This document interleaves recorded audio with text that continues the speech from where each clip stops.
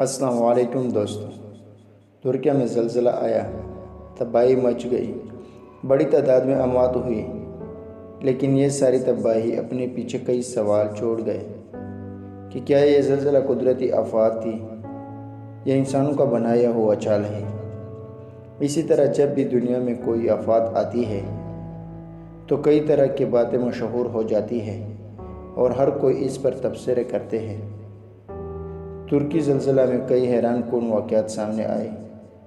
اس بات پر زور دیا جاتا ہے کہ یہ زلزلہ نہیں بلکہ انسانوں کا ٹیکنالوجی سے بنایا ہوا چال تھا جو یہاں لایا گیا، اور بتایا جا رہا ہے کہ اب تک اس زلزلے میں شہداؤں کی تعداد 4000 سے زیادہ ہو گئی، عمارتیں، سڑکیں تباہ ہو گئے۔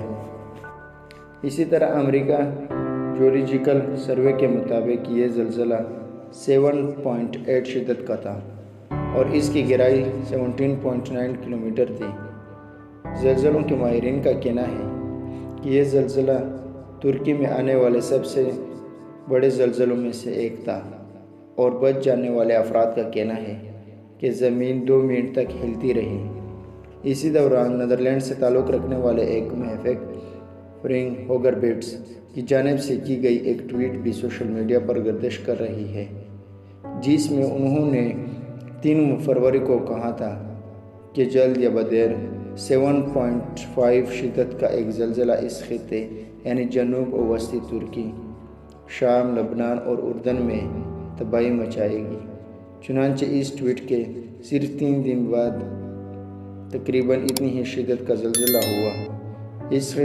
اس خطے میں زلزلہ آنے کے بعد لوگوں کا یہ سوال ہے کہ کیا زلزلوں کی پیش گوئی کی جا سکتی ہے؟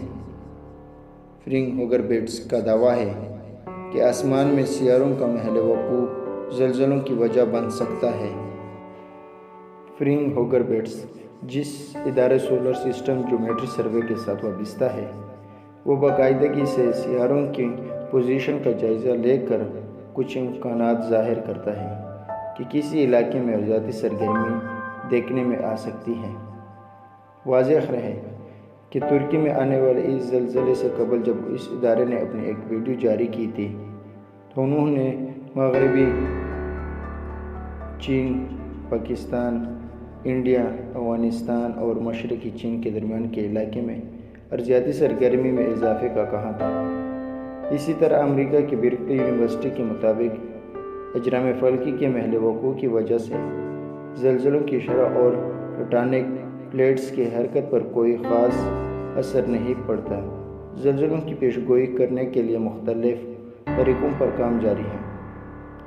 ایک صحافی ایلیٹ ہوپر سے فرینک ہوگربیٹس کے جواب میں کہا کہ زلزلے سے نقصان روکنے کا واحد طریقہ محفوظ عمارتیں بنانا ہے۔ یہ نہیں کہ حکام روزانہ لوگوں کو مہینوں اور برسوں تک گھروں سے رات باہر گزارنے کا کہتے رہے۔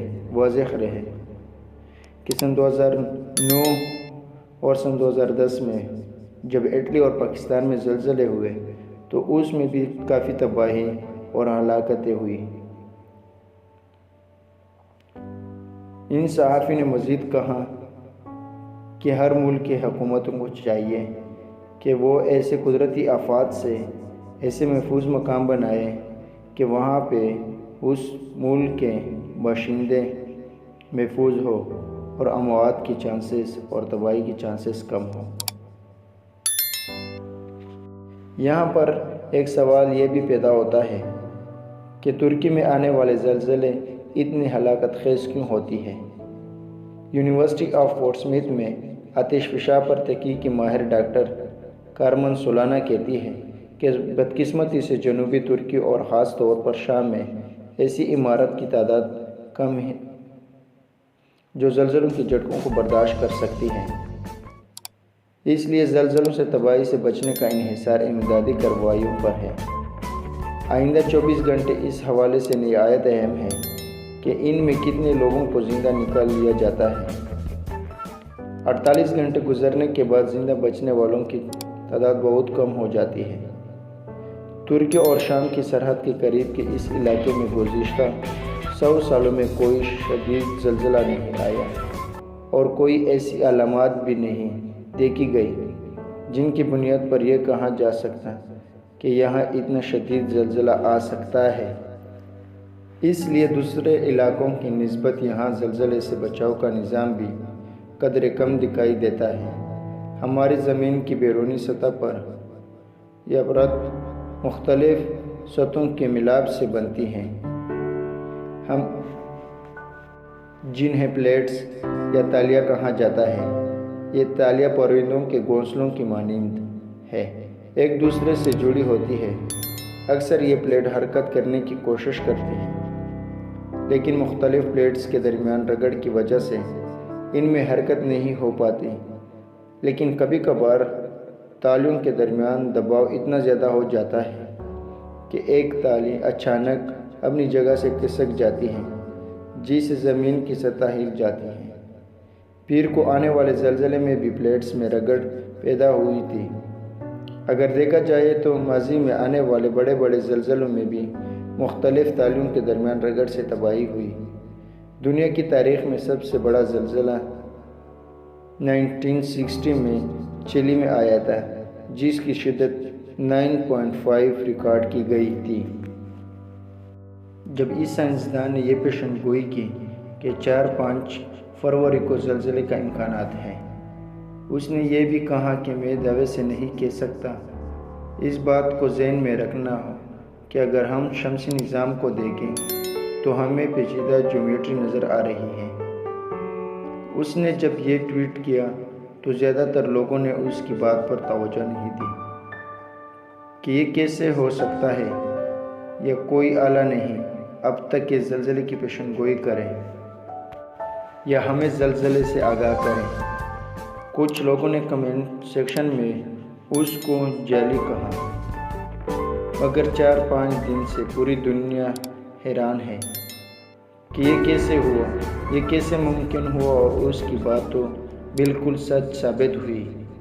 اب یہاں پر اصل سوال یہ ہے کہ دنیا میں بڑے زلزلے کی پیشن گوئی اب تک ناممکن ہے، تو پھر اس سائنسدان نے 3 دن پہلے اس تباہی کی پیشن گوئی کی۔ کیا اتفاق ہو سکتا ہے یا اس کے پیچھے کسی اور کا ہاتھ ہے یا کوئی اور کہانی ہے؟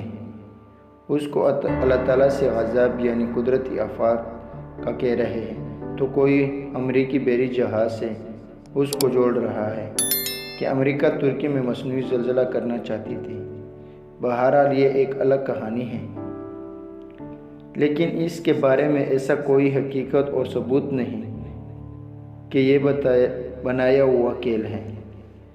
اس سائنسدان نے پاکستان اور افغانستان کے متعلق کہا ہے کہ یہ زلزلہ پاکستان سے ہو کر افغانستان میں ہوگا۔ اسی طرح زلزلہ ایک قدرتی آفات ہے، ان کی پیشن گوئی کرنا ممکن ہے۔ زلزلے کو اگر جدید ٹیکنالوجی سے کیا جائے تو شاید ممکن ہو، کیونکہ اس میں انسان کا ہی ہاتھ ہوتا ہے۔ جو بھی تباہی ہوتی ہے اس میں اگر قرآن و حدیث کو دیکھا جائے تو واضح طور پر اللہ تعالیٰ نے آج سے 1444 سال پہلے بتایا ہے کہ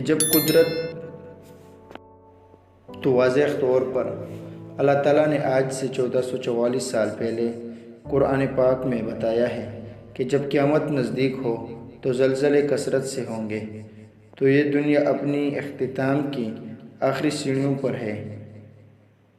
اللہ تعالیٰ ہم سب کو اپنی حفظ و امان میں رکھیں، اور ہر مسلمان کو چاہیے کہ زیادہ سے زیادہ استغفار، ذکر، اذکار کو کثرت سے کرے، اس پر عمل کرنے کی توفیق دیں۔ آمین ثم آمین۔ اللہ حافظ۔